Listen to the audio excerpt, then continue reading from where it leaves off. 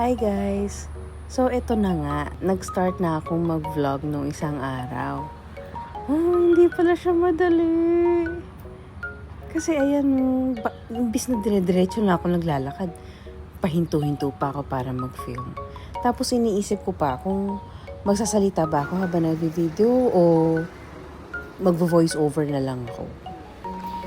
Pero kasi pinangunahan ako ng hiya, kaya hindi ako nagsasalita dun sa video habang nag-film ako. Kaya ito, mag-voice over na lang muna ako. Well, anyway, magsisimba pala ako ng araw na yan. Lumipat ako dito sa taas kasi mas maganda yung ilaw. Tsaka, para main character yung atake natin dyan. Ang lapad talaga ng noo ko, no? Ayan, iyan yung isang gusto ko sa Singapore. Yung ang dami-daming puno. Yung kahit saan ka lumingon, merong puno. Kaya kapag naglalakad ako dito, parang hindi ko matandaan na pinagpawisan ako kasi nga ang daming puno, mahangin. Hindi yung feeling mo naglalapot ka, ganun. Hindi ganun. Yan, dumating na ako dito sa Harbourfront. Dito ako magsisimba kasi na dito yung church na pinagsisimbahan ko. Dito ko sa Every Nation, Singapore, nagsisimba every Sunday. Morning po. Kuha muna ako ng communion element bago maupo. Hi, Singapore. We're so glad you're here with us today. Madalas talaga mga 20 to 30 minutes before mag-start yung service, dumarating na ako. Ayoko kasi nang nalilate ako sa service eh. Dapat naman kasi talaga hindi tayo nalilate pag nagsisimba. Kasi si Lord nga laging perfect yung timing sa atin, di ba? O gusto mo yun, nauna pa yung sermon ko kaysa kay pastor. Ayan, sige, after magsimba, syempre magugutom tayo, kakain tayo. So, kakain muna ako ng lunch. Kaya nag-aantay akong magbukas yung tray. Usually, nakakaupo ako pag dito ko nang galing sa Harbourfront kasi nga, ito yung dulo ng MRT line. Kaya ayan, marami pang bakanting upuan. Ayan, nagpa-video muna ako kasi nga, content creator na i-atake natin. Ang sarap ng pizza na yan. Nakikita ko lang yan sa commercial ng Pizza Hut eh, yung pinupul mo na ganyan. After kumain, nagpunta naman ako sa Spotlight kasi naghahanap ako ng garter. Kasi meron akong bagong sewing machine. Nakita kong garter dito sa Spotlight, parang $18 yata per yard. Medyo maharlika, kaya magpapabinil lang siguro ko sa Pinas. Ito namang wiggle-wiggle, nadaanan ko lang yan kasi nga, natandaan ko meron yan sa Seoul eh.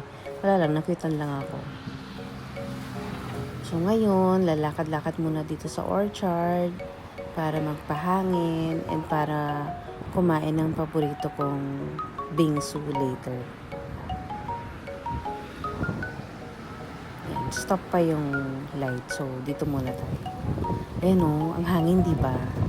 Ang laki tuloy na mukha ko dyan. Ano ba yan? Wow. Payat ka, te. Feeling, ayan, ito yung sinasabi kong favorite kong bingsu. Injomi bingsu lang yan. Pero sobrang favorite ko yan. Kasi ayokong dami-daming nangyayari sa bingsu. Gusto ko yung ganyan lang, simple lang.